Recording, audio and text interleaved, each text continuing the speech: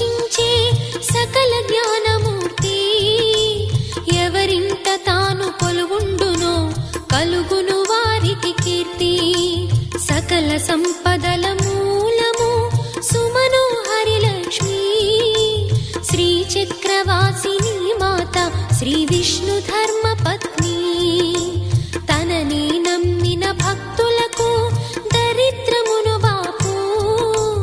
కొలిచెడి వనితల కొంగులలో బంగారము నింపు. అష్టలక్ష్ముల రూపున అవతారం దాల్చినది. కష్టములను తొలగించగా భూమిలో వెలసినది.